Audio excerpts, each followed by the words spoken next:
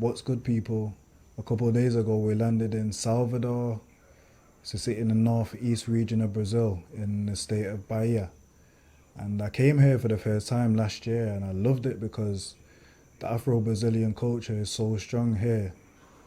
And if you ask most people about the cities in Brazil, obviously they'll probably mention Rio de Janeiro, Sao Paulo, maybe Florianopolis. But in a way, this city is the most significant of them all because it was the first place in the Americas to receive African slaves in the Atlantic slave trade. And you've got to think you've got the British, the French, the Spanish, also the Dutch, and the Portuguese were the first to bring African slaves across the Atlantic, and this was the first place in the Americas that they landed. So that's a great significance to black people in the Americas because obviously the majority of us are descendants of slaves, so it's a special city for that reason. Not that it's something that, you know, we should celebrate, but obviously we like to recognize the significance of cities that impacted on the slave history of the Americas. Also, you've got things like Candomblé, which is a religion with very strong African roots, West African roots. So yeah, this city is kind of magical in a way, and you see these cultural things in many areas here, like historical cities like Pelourinho and stuff like that.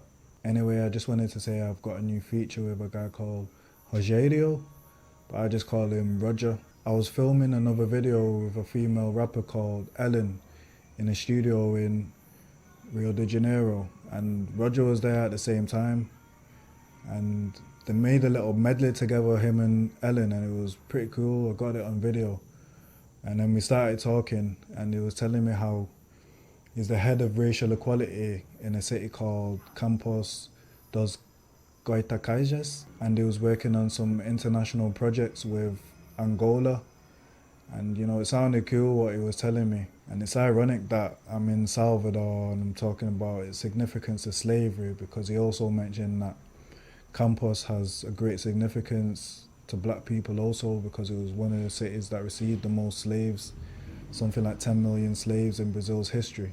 And we spoke about that for a little bit because I'm always interested in hearing about slavery in different countries. And in Brazil, I don't think many of us, at least most people in English-speaking countries, don't really know much at all about the slavery in Brazil. It was practically the same thing happening here as it was in British colonies in the Caribbean and other Spanish colonies.